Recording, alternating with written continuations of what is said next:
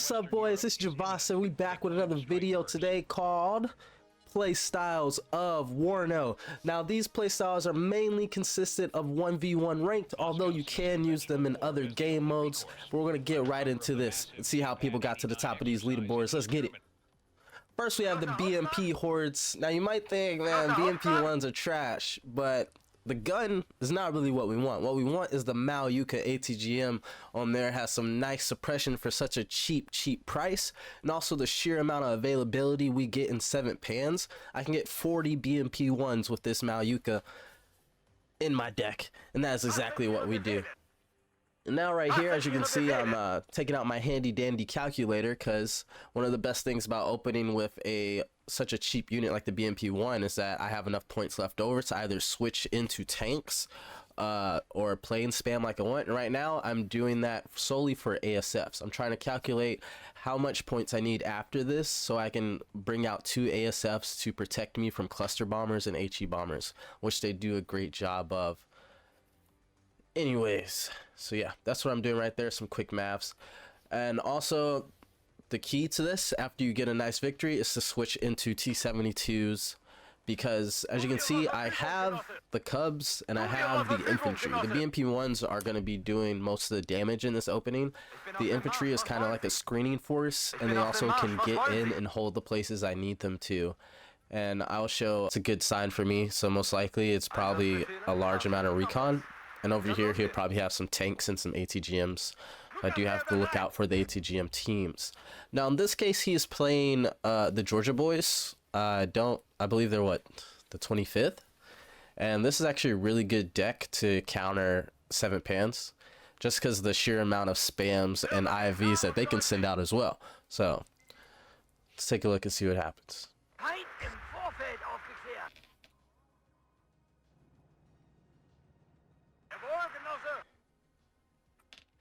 I noticed the infantry over there, most likely dragons, so I unload my infantry already so I can see what I need to shoot at.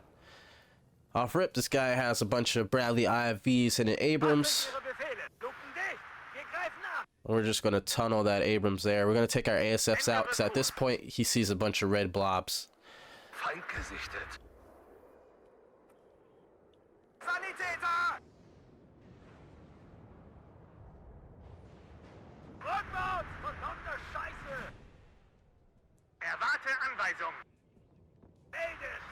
Now, as you can see, when they do hit, that stun is insane. You can stun and route tanks extremely easily with this strategy, and that is the main point of using the sheer amount of BMPs, is that their tanks can't really do too much. Although in this case, those TOW 2s are eating me alive. He does send an Apache in, but I do have those 2 ASFs up already. That should eat into that, and I do have 2 Iglas as well. I noticed that and start pushing the Iglas up. We now capped our first point. Our opponent has capped 2 points, so he still has a +2. We're still well into this attack. We're spread out kind of nicely, trying to make sure I don't get splatted. He sends out a Strike Eagle. A Strike Eagle will get its bombs off, but that Strike Eagle will not live.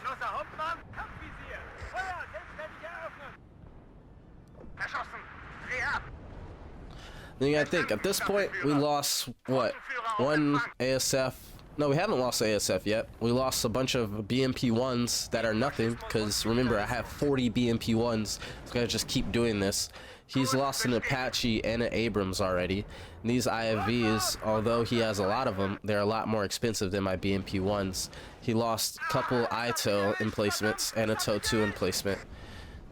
Yes, all my BMPs here are now dead. It's solely infantry, so we gotta try and play this safe. I do buy an AT plane, try and get rid of some of those autocannons so my infantry has time to actually get out of there.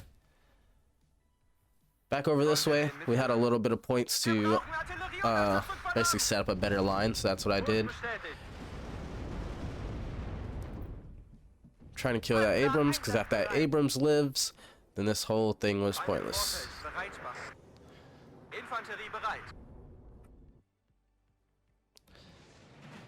Over here, there's just dragons. Don't worry really about that. Ooh, bad hit on my S22, SU-22. That is not something I want to happen at all, but nevertheless, it did kill the Abrams. And as you guys can see, I have another BMP swarm just coming right back in. At this point, if you trade it in a more positive manner, which I kind of did, but it wasn't as decisive as I needed it to be, so that's why I just bought another clump of BMP 1s. If not, I would have bought some T-72s and kept it ringing.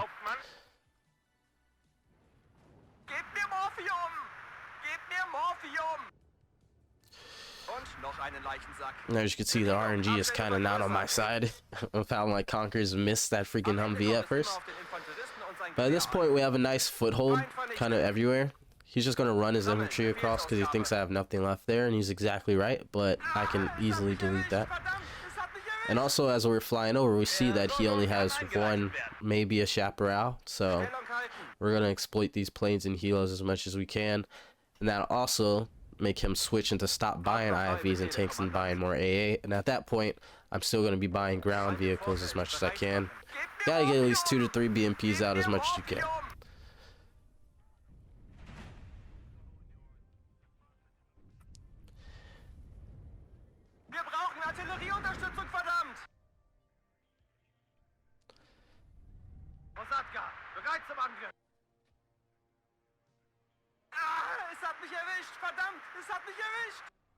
Feind im Vorfeld, bereit machen. Hier Bewohner 4, Waffensysteme scharf und in der Luft. Ende. Brauchen Sie Panzerabwehr-Lenkraketen? Ich diene der Deutschen Demokratischen Republik. Sanitäter! Hier 4, Wirkung im Ziel. Fahrer, langsam rückwärts, Marsch. Big hit on this infantry. At this point, I am the biggest nuisance he has ever seen in his life. And we're going to keep going with it.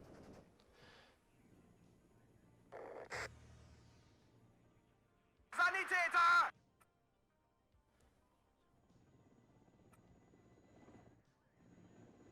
Genosse Hauptmann, Feind aufgeklärt. Erwarten Befehle. Motor an und dann los. Wir brauchen Artillerie. Good strat, it's just to hide your infantry outside of a building. That's what I was doing. I thought he was going to suck his IFVs a little more in, but he didn't. But that's perfectly fine. We can just keep walking around this building. He's not going to risk sending out another bomber. Flankensicherung einsatzbereit. Rakete feuerbereit. Hydraulik ist ein. Klar zum Gefecht. And at this point, he's been putting all his resources here and this space in between both of the points, and I've just been basically dominant in each of the points. I just haven't capped everything. Now my cap is about to happen. AT planes go around, kill one tank, severely damage the other. And I think, yeah. Good hit. Now he lost the F-15. He lost 2 tanks. He's lost the majority of his IFVs. He's about to lose one more tank. He's lost dominant control of the map at this point, trying to just fight these hordes, BMPs and planes.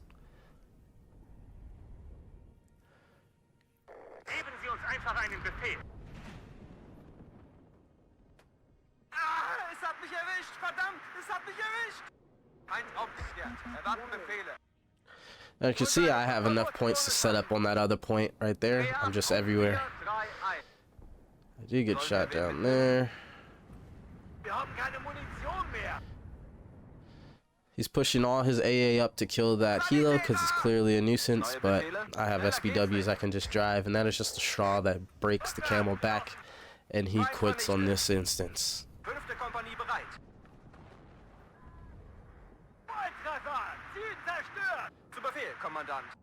As you can see, I still have 27 BMPs left, and I'm just going to keep pumping them the entire match. I don't think he had cluster bombers in his deck. Most people that play 25th don't really carry the cluster bombers because they think the Strike Eagle does everything for them. But no. So yes, that is a con, is the cluster bombers and HE bombers. If you do get me by surprise, that'll be great. But most of the time it's not. moving right along to another video he have here. This one is a 2v2. I started out with the BMP swarm as well. Got my 2A planes off rip because I did the quick maths on my calculator, and we're going right into this. Of course, on this map, people get their IFVs and their tanks and just sit in a corner, so I know where the majority of his assets are. I scramble my BMPs to go to the right and my infantry to straight up go in. This time around we have 2 cubs just because it is a 2v2. I don't know what type of spam is going to be coming my way. And this time, as you can see, a cluster bomber or even a HE bomber could easily wipe all my stuff out, but they had so much points towards tanks they didn't have anything in there. Looks like they have fobs in the back as well. AT plane comes in, gets a nice stun on the Abrams, doesn't get the kill though. He's trying to play his tanks very well by keeping them out of range of my ATGM. He does have eyes on me at the whole time, and I don't have eyes on him, but that will surely change. The sheer amount of infantry I can push up and have access in all these buildings and mop up his infantry no problem. He's trying to kill my recon, so I'm unable to see his tanks.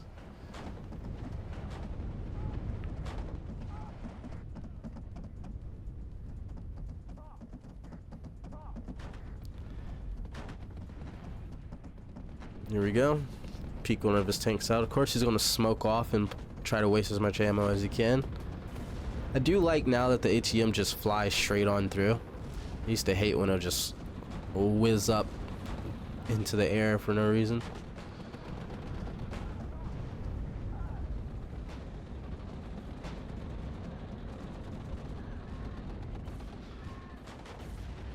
Still nice cohesion on there. Now his smoke is away. Here we go. Nice good hits on this one, definitely. Doesn't look like he can get out in time. Instantly route it, and that is what we like to see. My AT plane came in to try to finish it off, but it did not. That tank is now out of the fight. He smoked off his other Abrams prematurely. We're going to get right up in there and mop them up as well. My infantry now has a foothold into his corner. BMP-1s are mopping up those other Bradleys, and the name of this game has changed entirely.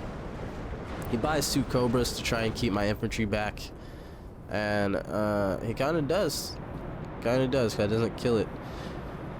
Well, this guy's starting with the 3 tanks. He can't really do anything against this. Unless he wants to be aggressive, but he doesn't want to risk that, so he's just backing all the way out of the point. And now I have control of the middle town and also the point. There's just a couple of recon left, and it's going to be hard for him to get back in. And next we have a pretty controversial play style that a lot of people have been on the receiving end of. If not, you're a very lucky guy, and this is called the Fortitude fence playstyle. Now, if anyone has played this guy, you know you're about to see about 10 F-16s, a couple of A-10s, and helos just all around the map. He doesn't really believe in AA or ground troops for like the first 5-10 minutes of the game. He just wants you to quit, and he'll cap all the points. That is it. This man has fine-tuned this strategy over the last couple of months to be almost unbeatable. Now, as you guys can see, he starts with 2 F-16s, 2 A-10s, and he uses the Black Hawk arrow rifles as recon as well. He'll unload his troops, then send the Black Hawks up into your line, and he has a lot of recon so he can see everything. And also this clip, if you guys couldn't tell, it's from my boy Icarus. Really good guy. Pretty chill guy. He's actually very good at this game as well. I believe he's still top 10. I'll link his YouTube in the bio if you guys want to check him out. I like his content. It's pretty good. And as you guys can see, Icarus actually slowed everything down so his Mistrals can get as much shots on all the planes as he can. And he's trying to preserve his infantry and his units because Fortitude Defense, he likes to strafe everything he can see. So he's trying to get them spread out enough where he can minimize as much damage as he can. And he actually does a good job in this game, and he actually wins this one. It's actually very rare that Fortitude loses like this. And let's see. Now, as you can see, he's trying to shoot the planes down with his Mistrals, but those F-16s are just coming in and strafing it. He uses his Black Hawk to spot for a second, and now his A-10 knows where the Mistral is. He's going right for that.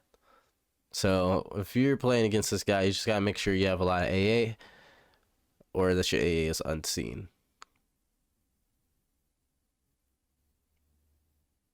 And this is like a snowball effect. He's just going to keep getting these planes. He's going to keep doing it. So yeah. Anyways, the next strat we have here is the Gila Rush. It is known across the Warno world to work and not to work. It has done so much damage that they did end up patching the game and changing stuff so many times just because of the sheer damage Hilos can put out, but it's still kind of effective.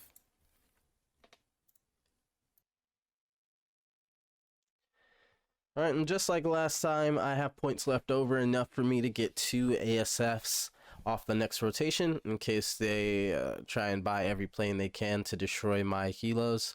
We have 2 Chaparrals, CV, 2 Tow Cobras, some Blackhawk air rifles, and ECM Hilo, Kiowa Warrior, and a Scout Chopper. Kiowa Warrior is also on the right side to shoot whatever they have over there, and I just have a Dragon team lingering.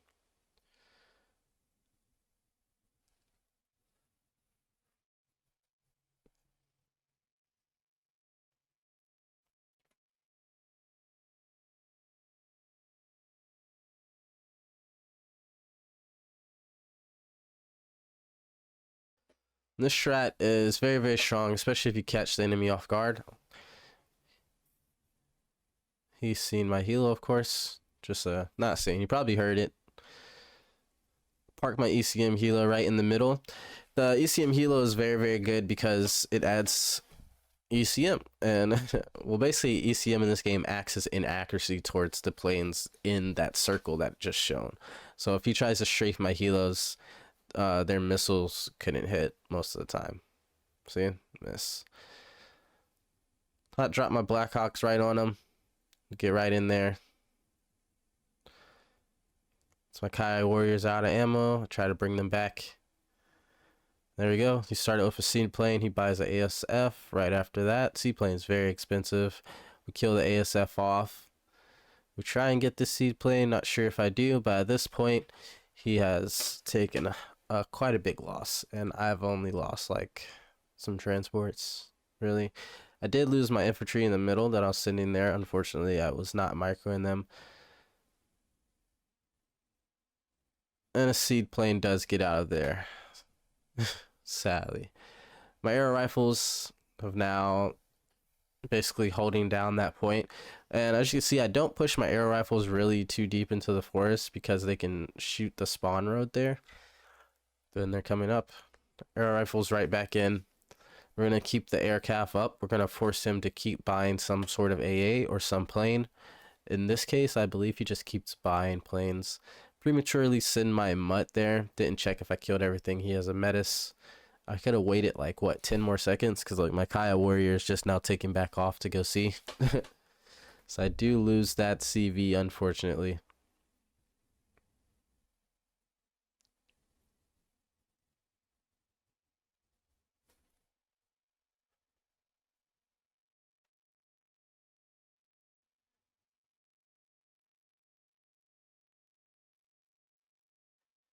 This strat is extremely effective if the enemy doesn't have a nice AA net like this.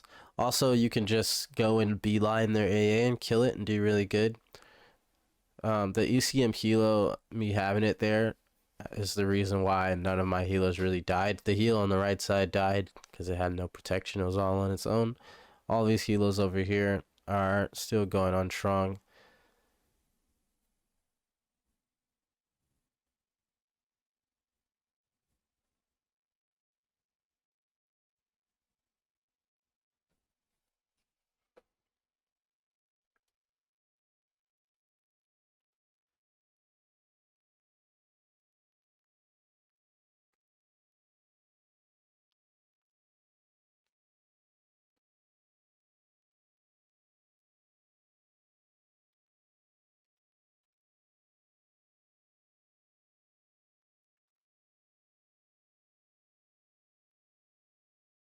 Do get a hit on the seed plane, and that is what matters.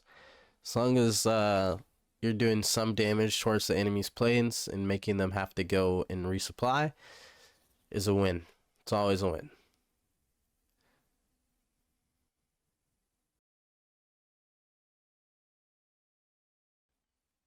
And at this point, I have assumed dominance over the vital points of the map, and it's just going to keep spiraling to my advantage. Still have my helos up. I might buy more helos, or I might switch into tanks, but at this point my Wi-Fi does go out. As you can see, everything on the map just froze. So I'm over here just hoping it's me, and hoping it's him and not me. Turns out to be me, and I get my first loss of the video, unfortunately.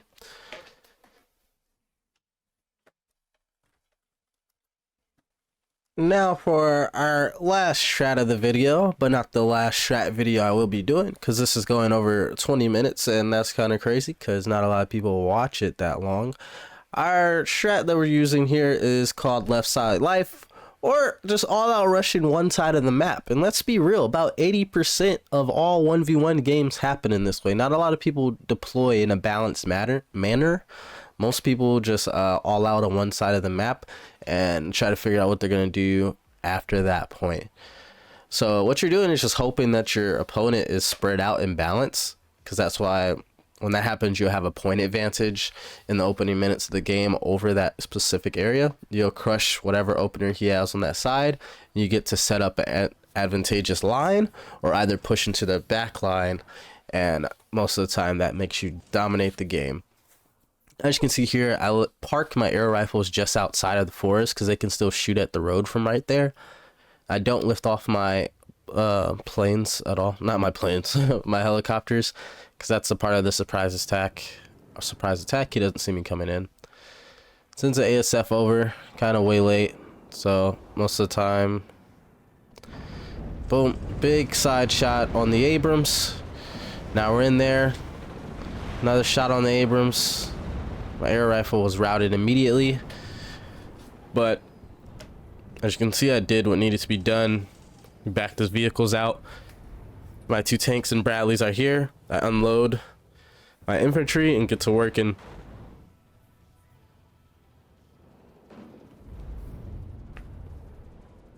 We're kind of cooking. Abrams is doing a horrible job at trying to find that Bradley, but that's kind of my fault there. We're pushing up very gradually. My arrow rifle is routed, so we're going to get our infantry in there and kill it. His tank is gone. As you can see, he has a large amount of units over there just sitting, and that is the point of the all out on one side or the left side life strategy, is this point difference. Now look, he just has a Bradley and some mortars coming over here, so he's gonna have to scramble to try and buy something he didn't plan on buying at all, just to try and get back in. And also, this side of the map gives me the lead on the points. And we also have access to the middle of the map, so I can pivot if I need to. Once I realized that was a dragon, I just fast moved my Bradleys straight up in there. Wreck that Bradley. We wrecked that. We're out of there. My recommendation is, if you're using a dragon team or ATGM team, you gotta have something with actual AT by it, or I'm gonna just drive into it. Most of the players are just gonna drive right into it, just smoke and drive. He does a good thing by buying mortars, because how else are you gonna get me to keep moving? But at this point, it's gonna be a gradual climb. He bought an Apache. It's not too good. I'm just not gonna blindly move up my vehicles like that. Oh, we are sitting at a +2. I don't need to push him at all. I can just do my thing and set up defenses. I don't even need to attack the other side of the map.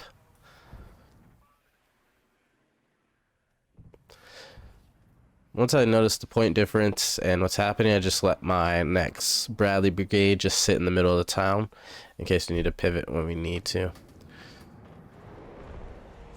Take down that seed plane.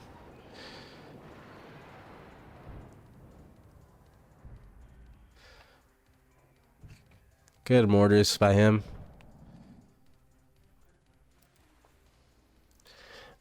Moving my OH-58C up just so I can try and take some shots at the ATGM Apache. And if he dives on the helo, that's kind of his fault. If I get the kill anyways, the point difference will be great. As Bradley gets in position to shoot my chaparral, one taps it. OH-50AC dies to a stinger. Once again, premature movement. But going on to our next video here, another example of my all out to one side. All I do is send all my units to the right side. Left side, I just have recon, ATGM, and a Gepard, just because on this map, typically people helo drop into the rear. So I'm just going to have a Gepard just sitting right there. That CV is going to be running the gauntlet, and the ATGMs are just going to keep his vehicles from trying to get behind me. He blitzes this section, same as me. We both kind of have the same amount of points here. We're going to get right into it. My arm bursts, they have shock. It's also a 10-man squad, so of course I'm just going to jump into any building that he's in and try and get that cohesion damage on him. But him having those 50 cals there are actually quite a pain. So what we're going to do here in a moment is just get into the same building as the 50 cals. And as you can see, the 50 cals will just stop shooting once you're in that building. Boom, can't shoot, they're dead. Nice advantage we have. He sends up a helo, but at this point my Gepard has moved up. We're going to take some shots right at it. Since I'm playing 5 pans, I am going to extort the fast phantom rockets. I'm going to keep that going as well. So we wiped out his opener. He has a lot of stuff on the left side of the map that wastes. That's a waste because he's not moving it. And it looks like he was just going to pump infantry into the point. And that's why he has this much there. Rocket plane comes in, gets good hits. Look how fast it is. I so love that they buffed the speed on the Phantoms. But yeah, look at this. He has a Conkers. He has 2 Conkers. He has a BMP-3 and some AA over there. That's a lot. And he has a CV just sitting in the back. That's not capping.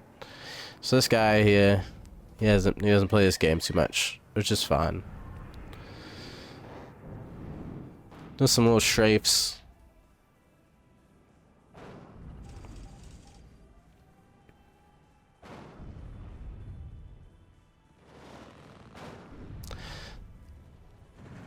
Guy loves his 50 cals and Conkers, but it's not going to do much here. At this point, we have not taken a lot of losses, and he has taken a bunch of losses. And it looks like he just has all his Conquer cards out on the field immediately. So we're just going to send our infantry up and take those Conquers out so our vehicles can reign free for the rest of the game. I believe he's playing Format. I'm not too sure.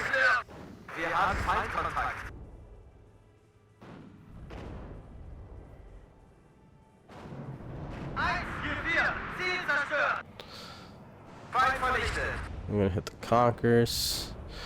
As you can see, I just have the sheer amount of infantry. At this point, he doesn't buy an ASF either. He's just kind of doing his thing. I said Format. This man's playing, what, 27th?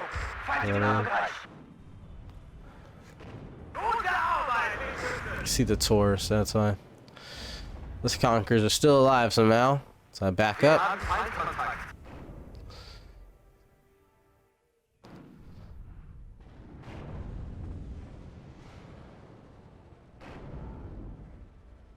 Missed that tour, but we're in on the point now. He is backpedaling very, very hard. He has not moved anything on the left side of the map. And at this point, our autocannons are just going to mop everything up in there. And our infantry is going to flood the whole zone. Even our Gepard's getting some shots in there. Just keep buying martyrs.